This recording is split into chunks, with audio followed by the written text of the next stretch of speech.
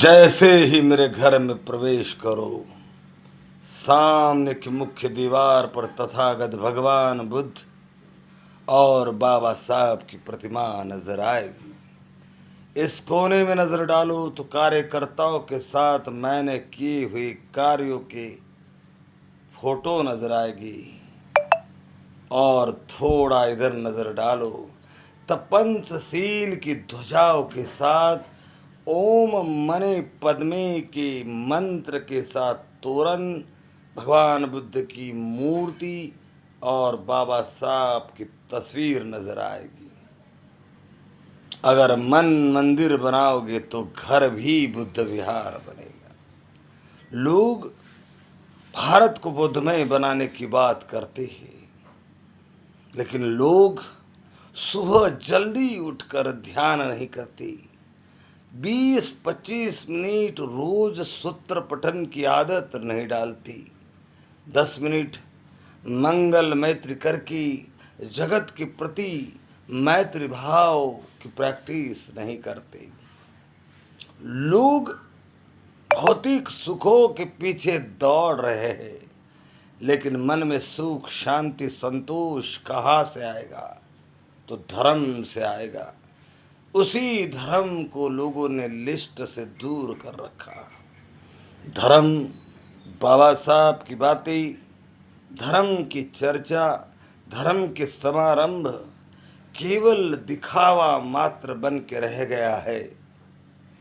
कोई ये नहीं सोचता हो कि हम दिखावे से दूर रहेंगे, प्रैक्टिकल धर्म सीखेंगे, धर्म की प्रैक्टिस करेगी, वंदना की प्रैक्टिस करेगी, वंदना के अर्थ को जानेंगी, धम्म सूत्रों का संगायन करेंगी, हर सप्ताह में अपने परिवार को बौद्ध विहार ले जाएंगी, धर्म श्रवण करेंगी, समझेंगी, शंकाओं का समाधान हो इसलिए हम प्रश्न करेंगे। गर्व करने के लिए नहीं, ना मैं कितना ज्ञानी हूँ इसलिए नहीं, बल्कि मैं मुक्ति के मार्ग पे कैसे आगे बढ़ सकूँगा, कैसे धर्म में लीन हो सकूँगा, कैसे नीतिवान बन सकूँगा, सिलवान बन सकूँगा, धर्मवान बन सकूँगा। प्रश्न इसके लिए करने चाहिए। नॉलेज को झूठा सही कम ज़्यादा नापने के लिए नहीं। साथियों, इतिहास गवाह है, जहाँ खोदो वहाँ बुद्ध मिल रहे हैं, जिस पहाड़ी को कोतरो उसमें भी बुद्ध मिल रहे हैं। ये भारत बौद्धों का देश था, अरहंतों का देश था। ये भारत ऋषि मुनियों का देश था। प्रलय आते हैं, जमीनें बदलती है, वातावरण बदलती है, पहाड़ धंसते हैं, धरती कंप में सब कुछ तबाह होता है, और कुछ बातें ऐसी होती कि मानव उसे तबाह करता है। कुदरत के कहर से धर्म की गुफाएं नष्ट हुई, विशाल मठ नष्ट हुई, बुद्धिज्म की बहुत बड़े मठ, बहुत बड़ी गुफाओं को नुकसान पहुंचा। कुछ नुकसान मुसलमानों ने हमले करके किया, तो कुछ नुकसान मनोवादियों ने अपने मंशा को स्थापित करने के लिए किया। धर्म के इस देश से नष्ट कर दिया।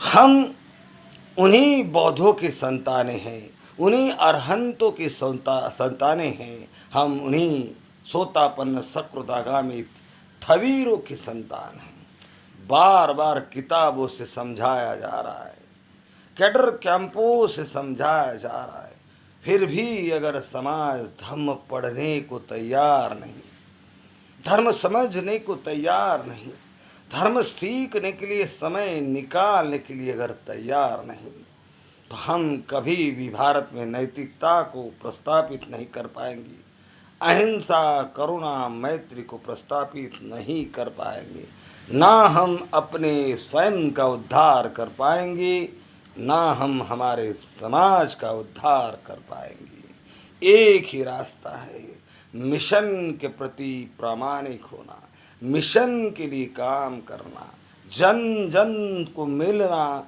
जन जन से चर्चा करना, जन जन को जुड़ने की बात करना, और हर सप्ताह बुद्ध विहारों में जाकर इकट्ठा होकर एक दूसरे की पहचान करना बहुत ज़रूरी है। एक दूसरे के एड्रेस, मोबाइल नंबर लेना बहुत ज़रूरी है। किसी पर आपत्ति आती है तो दौड़ के जाना ज़रूरी है। धर्म श्रवण करना ज़रूरी है, धर्म पठन करना ज़रूरी है। समय निकाल के सूत्रों के अर्थ को जानकर धर्म में परिपक्व होने का प्रयास करना ज़रूरी है। कब तक बेपरवाह रहोगे? कब तक बहाने खोजोगे? सारा समय परिवार के डेवलपमेंट के लिए, परिवार के लिए ही निकालते हो। लेकिन जो परिवार जिस समाज में रह रहा है उस समाज के प्रति भी आपका कर्तव्य है।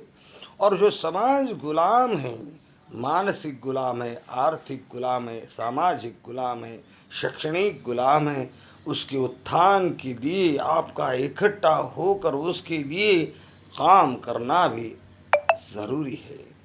साथियों, ज़रा सोचो कि अगर 2024 साल में भी हमारे समाज को प्रताड़ित किया जाता है, जाति के नाम पर उसे दंश लगाया जाता है, उस पर अन्याय किए जाते, अत्याचार किए जाते, आए दिन खबरें मिलती है। व्हाट्सएप मीडिया में, सोशल मीडिया में हमें जानकारी मिलती रहती है। इस जानकारी से दिल दहल उठता है। फिर क्यों हमारे मन में प्रश्न नहीं आता है कि हम मिलेंगे, हमारे लोगों को जागरूक करेंगे, हमारे लोगों को संगठित करेंगे, हमारे लोगों को जुड़ने को कहेंगे, हमारे लोगों को हर सप्ताह मिलने को कहेंगे। हम सशक्त समाज का निर्माण करेंगे, हम सिलवान धर्मवान बौद्ध समाज का निर्माण करेंगे। कब तक मनवाद के गुलाम बने रहेंगे? प्रामाणिकता को जगाना होगा, अपने कर्तव्य का समझना होगा। सामाजिक कर्तव्य, धार्मिक कर्तव्य, इसको गंभीरता से लेना होगा। बेपरवाह बहुत रहे, बेपरवाही छोड़नी होगी। बेईमान बहुत रहे, ईमानदार बनना होगा। तभी सारे दुखों से मुक्ति मिल सकती है, तभी हम भारत को बौद्धमय बना सकते हैं। इसी के अलावा कोई चारा नहीं। हम भी मेहनत करते हैं, हमें भी परिवार है, हम अपने परिवार को भी समय देते हैं और हम धर्म के प्रचार में भी लगे हैं। धर्म प्रचार में भी हम समय देते हैं। धार्मिक कार्यक्रमों की जिम्मेदारी अपने कंधों पर लेकर भिखारी की तरह दान मांगते हैं। प्रशिक्षण शिविरों का आयोजन करते हैं तो किसी भिखारी की तरह मिन्नतें मान कर समाज को उन शिविरों में हिस्सा लेने के लिए कहते हैं।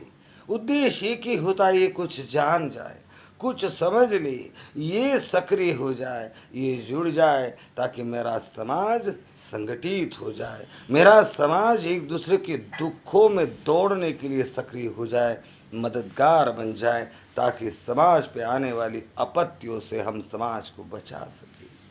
मैं बार बार विनती करूंगा आप लोगों को, व्यक्ति जब तक समय नहीं निकालता, व्यक्ति से मिलकर उसको बदलने का काम नहीं करता, व्यक्ति को जब तक जोड़ने का काम नहीं करता, पुरानी परंपराओं को लात मारने के काम नहीं करता, रीति रिवाज बदलने के काम नहीं करता, सोच बदलने का काम नहीं करता, शुद्ध धर्म की ओर आने का काम नहीं कर सकता, हम आने वाले पीढ़ी को उज्जवल भविष्य नहीं दे सकते।